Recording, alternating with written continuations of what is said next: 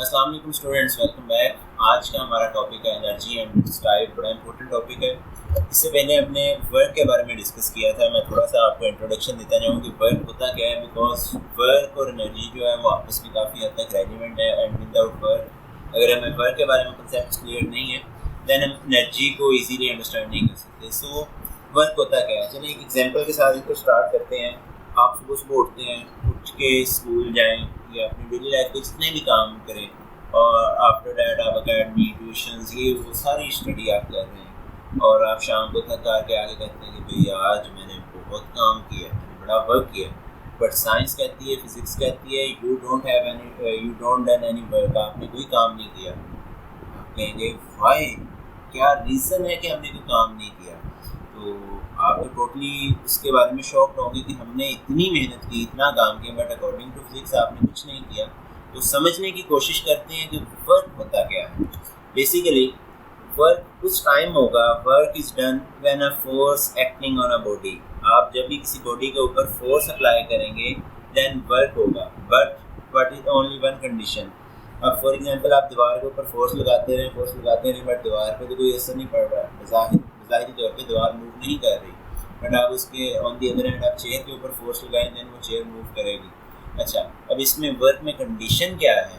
Work is done when a force apply on a body, या किसी body के ऊपर जब हम फोर्स को अप्लाई करते हैं, इट डिस्प्लेसेस, ये जो है अपनी पोजीशन को चेंज करेगी, ये कुछ ना कुछ डिस्टेंस कवर करेगी इन द डायरेक्शन ऑफ फोर्स। आप जिस डायरेक्शन में फोर्स लगा रहे हैं किसी भी ऑब्जेक्ट के ऊपर, जब आप फोर्स अप्लाई करेंगे then it will cover some distance in the direction of force, then we can say that the work is done। तो हम कह सकते हैं कि काम हुआ है।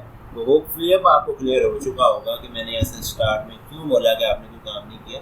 बट जब आप ऑब्वियसली मूव करेंगे, कुछ डिस्टेंस कवर करेंगे, वो वर्क कंसीडर होगा। बट जो मैं जिस टर्म में मैंने बताया था वो वर्क नहीं है, ठीक है। तो नेक्स्ट देखते हैं, work is a scalar quantity, ऐसी क्वांटिटी जिसकी कोई डायरेक्शन नहीं होती। और फर्दर सोन आपको काफ़ी डिटेल से इस टॉपिक के बारे में डिस्कशन कर चुके हैं। बताने का पर्पस ये था कि वर्क होता क्या है, ऐसे यूनिट्स का जोल होता है। और फर्दर अगर किसी किस्म की एक्सप्लेनेशन में जाना चाहते हैं तो आई बटन में और डिस्क्रिप्शन में लिंक मौजूद है, जाके आप इस वीडियो को लाजमी देखिएगा ताकि किसी किस्म की कन्फ्यूजन बाकी ना रहे। तो now comes on our point, हमारा जो मेजर टॉपिक है वो है एनर्जी। What is energy? अब एनर्जी क्या होती है? अभी आपने वर्क के बारे में देखा कि आप किसी बॉडी पे फोर्स अप्लाई करें and then it will move in the direction of force. मैंने बॉडी के ऊपर अप्लाई की फोर्स और वो उसकी डायरेक्शन में क्या कर रहा है, मूव कर रहा है। तो ये क्या हुआ था, वर्क हुआ था। अब आपको इसको भी एक एग्जांपल की हेल्प से समझाता हूँ।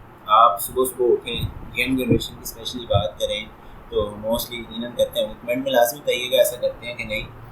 तो सुबह सुबह उठते हैं, सबसे पहले उठते ही मोबाइल उठाते हैं। अब क्या हो रहा है, ये वर्क हो रहा है यार, बड़ा इंपॉर्टेंट काम है। आपने क्या किया, मोबाइल को उठा के ओबियसली इसको डिस्प्लेस करवाया, उसकी पोजीशन से उसकी पोजीशन क्या हुई है, चेंज हुई है। डैट्स मीन उसने कुछ ना कुछ डिस्टेंस कवर किया है। तो क्या हुआ, फोर्स अप्लाई करने के बाद उस पर क्या हो गया जी, वर्क हो गया है।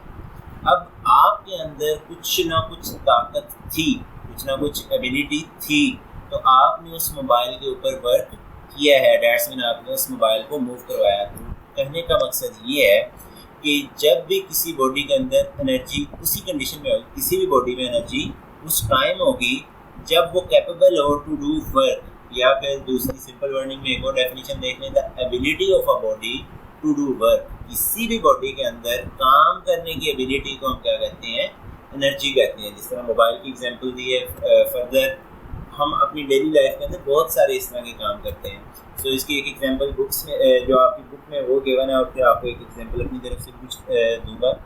जिस तरह water running down the stream has the ability to do work so it processes energy. अब जिस तरह एक नहर के अंदर पानी चल रहा है, अक्सर आपने देखा होगा लाहौर के सिटी में कैनाल रोड देख लीजिए, किसी भी एरियाज़ में आपको डिफरेंट सिटीज़ में डिफरेंट कैनाल्स मिल जाएंगी।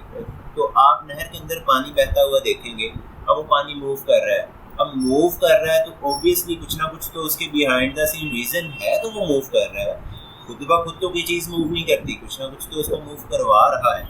अब वो जो मूव कर रहा है, दैट्स मीन वर्क हो रहा है, तो किसकी वजह से हो रहा है, एनर्जी की वजह से। उसके अंदर कुछ ना कुछ एनर्जी है। अब इस बात को प्रूव भी तो करना है कि वाकई उसमें एनर्जी है कि नहीं। तो इसके लिए एक और एग्जांपल उठाते हैं जिस तरह हम बिजली बनाते हैं टरबाइंस मिल के ज़रिए या वाटर मिल्स के ज़रिए, तो क्या होता है पानी जो है जब ऊंचाई से वाटर मिल्स के ऊपर गिरता है तो क्या होता है वो जो टरबाइन है वो घूमना शुरू हो जाती है।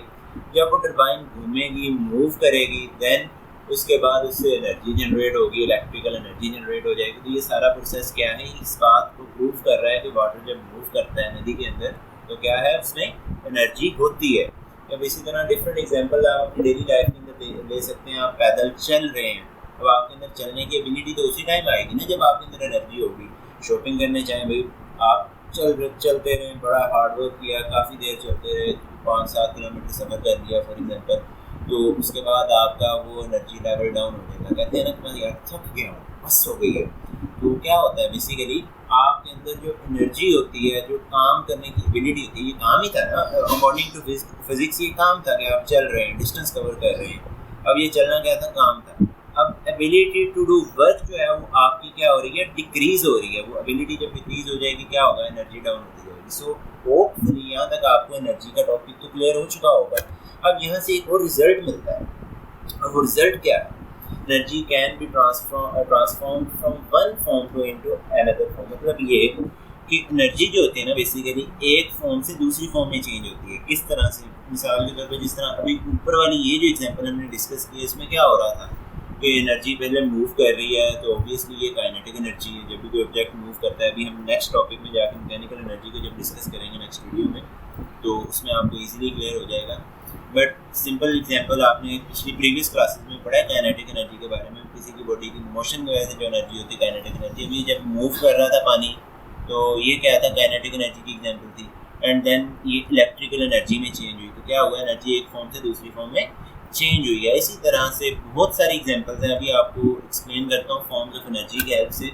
Energy exist in different forms, various forms में एग्जिस्ट करती है। फॉर एग्जांपल मैकेनिकल एनर्जी, यही हमारा इस बुक के अंदर हमारे कोर्स में यही मेजर रोल प्ले कर रही है, जिसमें kinetic energy and potential energy है।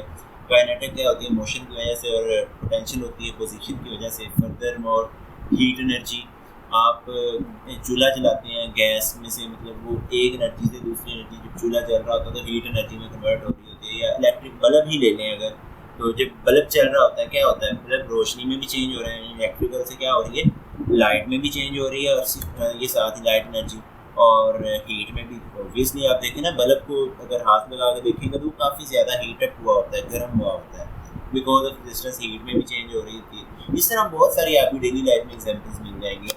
ये सारी क्या है, इसमें sound energy, electrical energy, chemical energy and nuclear energy, so etcetera, काफ़ी ज़्यादा इसकी फॉर्म्स होती हैं। तो ये सारा कुछ है क्या, जो हमारा ओवरऑल रिजल्ट है वो है ट्रांसफॉर्मेशन ऑफ एनर्जी, यानी कि एनर्जी की जो फॉर्म्स हैं वो एक कंडीशन से दूसरी कंडीशन में चेंज होती है। इसकी एग्जांपल आप कमेंट सेशन में अपनी तरफ से भी बताइएगा। एक मैं एग्जांपल आपको देता चलो, लेट्स सपोज हमारे पास एक कप है मेरे हाथ में, मैं उस कप को अपने हाथ से जब ड्रॉप करता हूँ तब मैंने इसको छोड़ दिया है, अब वो नीचे की जानिब आ रहा है। जब वो मूव करना स्टार्ट हुआ तो क्या हुआ, जब वो मूव कर रहा था तो उसमें जो एनर्जी है ये वो है काइनेटिक एनर्जी। जब मेरे हाथ में था, हाइट पे था, तो उसमें पोटेंशियल एनर्जी थी, मूव कर रहा है, काइनेटिक एनर्जी आ गई। जैसे ही आगे ज़मीन से टकराया था तो क्या हुआ उसमें, तो वो एक एनर्जी चेंज हुई। अब जिस तरह मैंने एक एक्सप्रेशन दिया वो साउंड में चेंज हो गई है, ठीक है। अब साउंड में चेंज हुई, ओबियसली उसके जो पार्ट्स थे वो टूट के बिखर गए। ओबियसली माँ जी से यानी अम्मा जान से थोड़ा बहुत हमें सुनने को मिलेगा, लेकिन अब वो कब तोड़ा, एक्सपेरिमेंट करने के लिए कुछ तो यार खोना पड़ता है, कहते हैं ना कुछ पाने के लिए कुछ खोना पड़ता है। तो वो टूटा है तो उसमें क्या होगा, एनर्जी की डिफरेंट फॉर्म्स हमें समझ आ जाएंगे, करके देख लीजिएगा। बट अगर आप डेयर कर सकते हैं, बट अपनी जिम्मेदारी पे, ये ना हो कि हमजा सर ने कहा था तो आप कह रहे हो।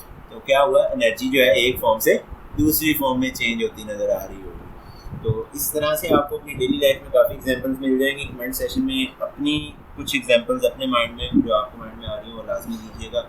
होप सो यहाँ तक आपको ये टॉपिक क्लियर हो चुका होगा। नेक्स्ट लेक्चर में हम मैकेनिकल एनर्जी को डिस्कस करेंगे, जिसकी फर्स्ट कंडीशन काइनेटिक एनर्जी है, और हमारी इसकी दो मेजर टाइप्स हैं, kinetic energy and potential energy. Next lecture में इंशाल्लाह मुलाकात होगी, तब तक के लिए अल्लाह हाफिज़। Thank you very much.